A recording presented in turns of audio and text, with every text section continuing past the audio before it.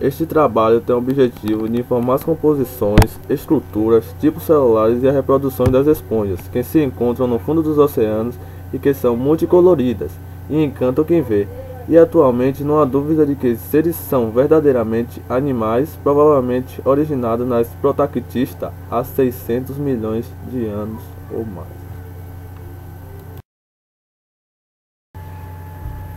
Poríferos. Bem, é constituído pelos animais vulgarmente denominadas as esponjas. Suas características são bem conhecidas por suas estruturas que podem chegar a 3 metros e se espalhar por várias partes. Seu tamanho são variáveis e diferenciados cores e formas. Estrutura corporal. Eles apresentam folhetos embrionários para o desenvolvimento dos tecidos, diferentes da organização corporal para os oários. Todas estas têm uma imensa cavidade no meio do seu corpo, que se chama átrio ou espongiocele.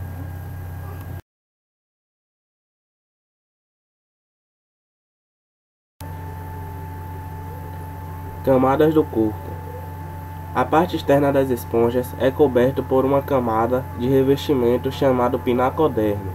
Já a superfície interna das esponjas é revestida por células flageladas que se chamam coanócitos, que daí formam a coanoderme. Entre a pinacoderme e a coanoderme está o mesoílo, uma camada de espessura variável composta de substâncias amorfas, na qual estão imersas fibras de colágenos, vários tipos celulares e as espículas. Tipos de organização corporal. Embora as esponjas tenham uma grande variedade de formas, sua estrutura corporal pode ser resumida em 3 tipos básicos. Asconoide. Aparenta um vaso. Os poros atravessam a parede e atingem o átrio. Ciconoide. Apresenta uma parede corporal dobrada sobre si mesma. Cada dobra delimita uma pequena câmara na parte corporal. Leuconoide. Apresenta um padrão de dobras mais complexo, com inúmeras câmaras interligadas por canais.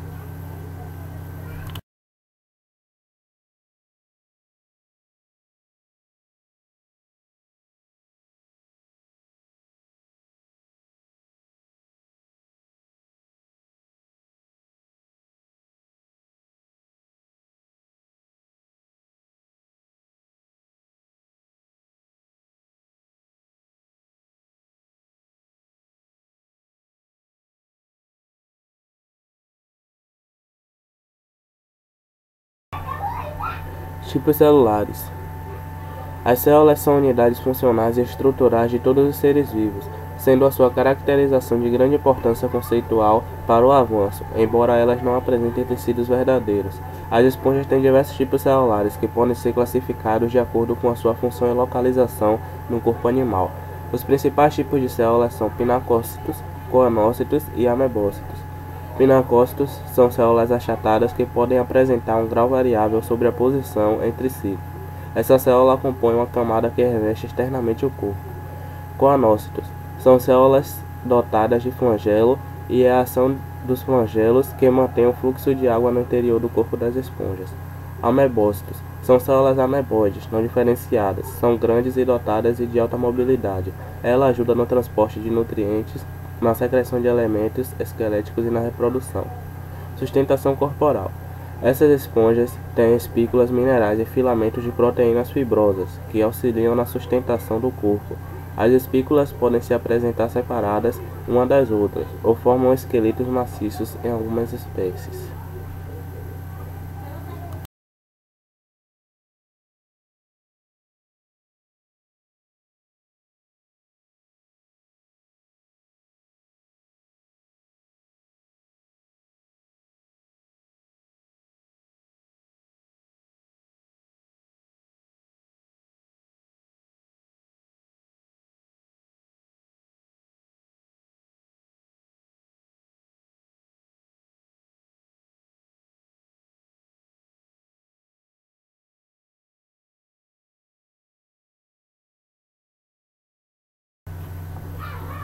Filosofia das esponjas. Embora apresentem a organização corporal relativamente simples, elas foram um grupo abundante e diversificado. Esses animais são formados por células totipotentes, apesar de grande diversidade de formas corporais. Ao contrário de outros animais, as esponjas não contém tecidos órgãos, especializados na realização de funções orgânicas. Circulação de água. As esponjas apresentam inúmeros poros na parede corporal, por onde a água do meio circundante penetra no corpo do animal. O movimento da água é provocado pelo batimento dos flagelos dos coanócitos. Uma esponja de tamanho grande pode bombardear seu próprio volume em água a cada 10 ou 20 segundos.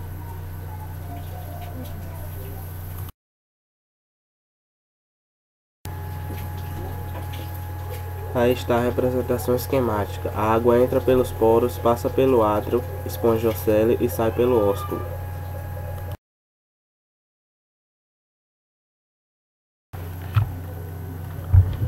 Nutrição, excreção e trocas gasosas. A água que circula no interior do corpo das esponjas traz partículas nutritivas. De modo geral, partículas maiores do que 50 não conseguem passar pelos poros, por isso não penetram no corpo das esponjas.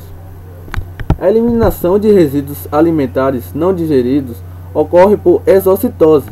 Esses resíduos são lançados no átrio acompanhado por fluxo de água que sai pelo ósculo. Simbiose.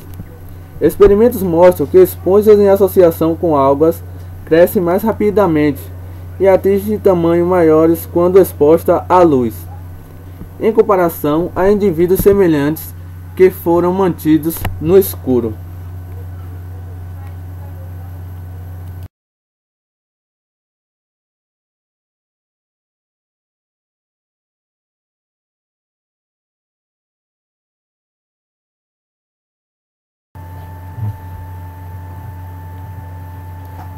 Reprodução sexuada. A maioria das esponjas é hermafroditas. A produção de óvulos e espermatozoides ocorre, porém, em épocas diferentes.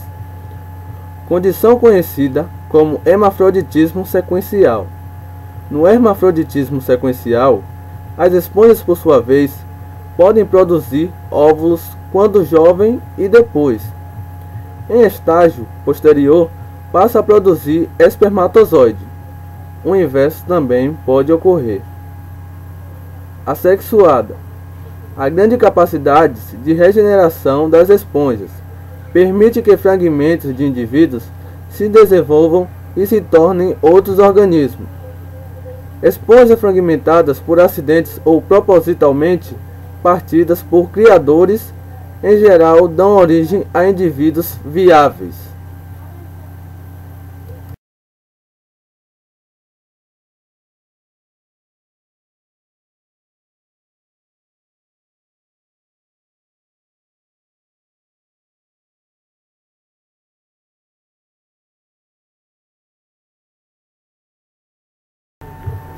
Conclusão. Mediante os fatos expostos, entendemos que existem esponjas de várias formas e cores, sendo elas constituídas por células consideradas como animais, e que surgiram há aproximadamente 1 bilhão de anos.